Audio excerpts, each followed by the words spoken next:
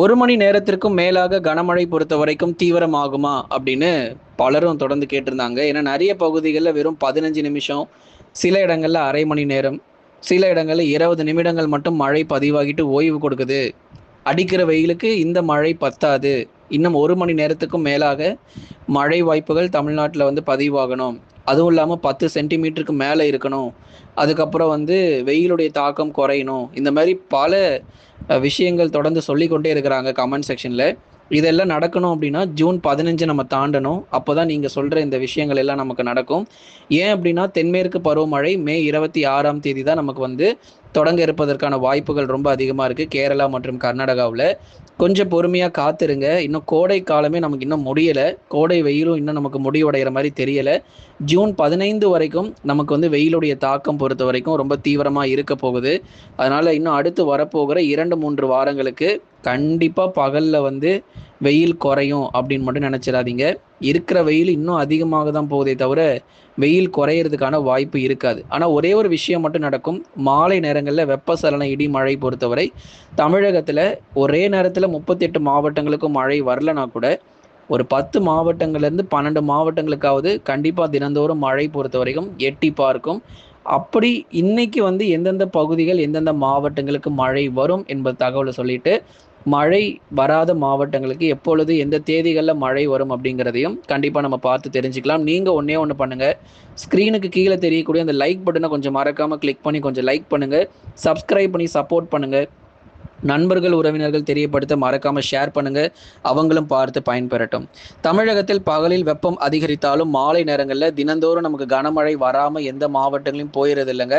நேற்றைக்குமே கூட மதுரை, திண்டுக்கல், விருதுநகர், சிவகங்கை, அதுக்கப்புறம் மேற்கு தொடர்ச்சியில நிறைய பகுதிகளில் நேற்று மாலை நேரங்கள்ல கருமேகங்கள் சூழ்ந்து இடியுடன் கூடிய கனமழை பொறுத்த வரைக்கும் தீவிரமாகிறதுக்கான வாய்ப்புகள் நிச்சயமாக நம்ம எதிர்பார்க்கலாம். தமிழகத்தில் பகலில் வெப்பம் பொறுத்தவரை அதிகரித்தாலும் மாலை நேரங்களில் கனமழை பொறுத்தவரை உறுதியாக நமக்கு எதிர்பார்க்கலாம்.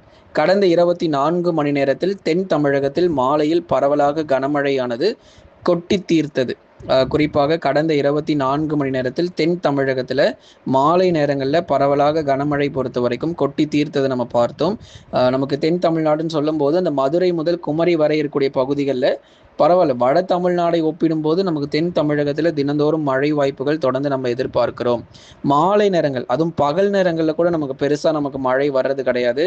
மாலை நேரங்களில் தான் நமக்கு இடியுடன் கூடிய கனமழை பொறுத்த வரைக்கும் பரவலாக கொட்டி தீர்க்கிறத நம்ம பார்க்க முடிகிறது. அப்போ இன்னைக்கும் நாளைக்கும் நமக்கு நம்ம உறுதியாக தென் மாவட்டங்கள் மற்றும் மேற்கு தொடர்ச்சி உள்ளிட்ட இடங்கள் எல்லாம் நல்ல ஒரு மழை கிடைக்கும். நிறைய பேர் அந்த மாவட்டத்தினுடைய அந்த லிஸ்ட் கேட்குறீங்க, பட்டியல் நீங்க கொடுத்தீங்கன்னா ரொம்ப நல்லா இருக்கும் அப்படின்னு சொல்லி கேட்டிருக்கீங்க. அதனால எந்தெந்த மாவட்டத்தில் இன்றைக்கான மழை வாய்ப்பு இருக்கு அப்படிங்கிறத முதல்ல நம்ம பார்த்து தெரிஞ்சுக்கலாம். முதலாவதாக கோயம்புத்தூர் மாவட்டங்கள்.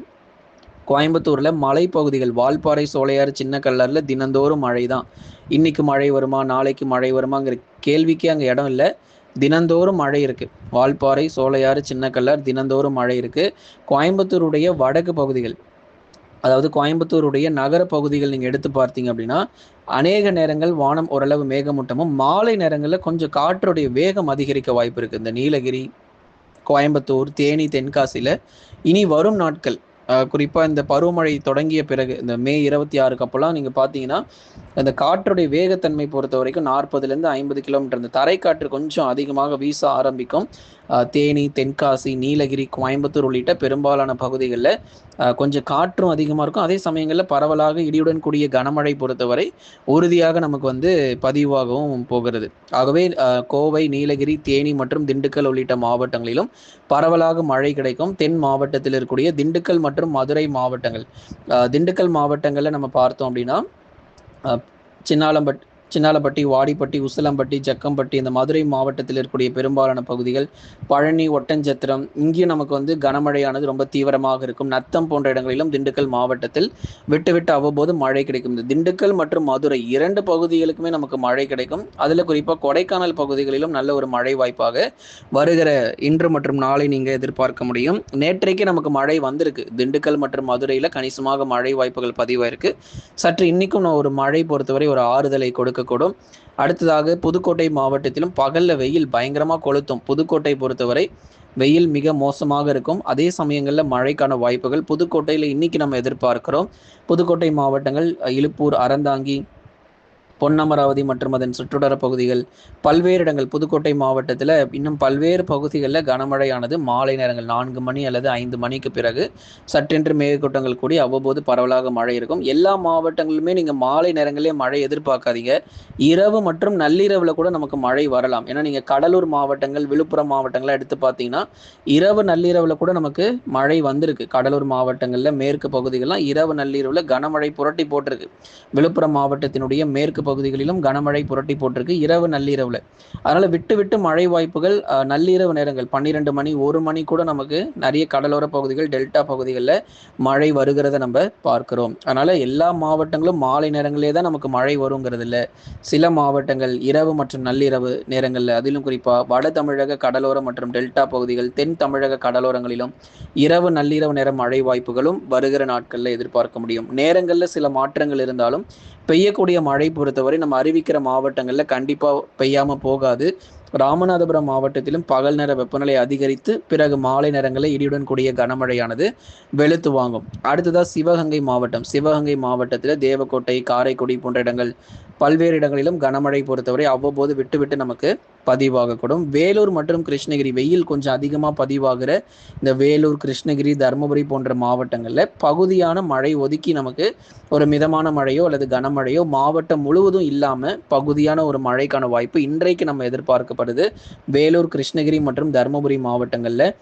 தருமபுரியில் பகுதியான மழை தான், மாவட்டம் முழுவதும் எதிர்பார்க்காதீங்க. இன்னைக்கு உங்கள் பகுதிகளில் மழை இல்லாத இடங்களுக்கு நாளைய தினங்களில் மழை இருக்கும்.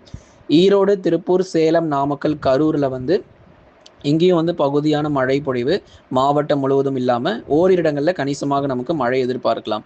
அப்போ மற்ற மாவட்டங்கள் என்ன ஆச்சு அப்படின்னா, மற்ற மாவட்டங்களில் மழை ரொம்பவே குறைவாக, அதாவது மழை வாய்ப்புகள் ரொம்ப குறைவாக இருக்குது.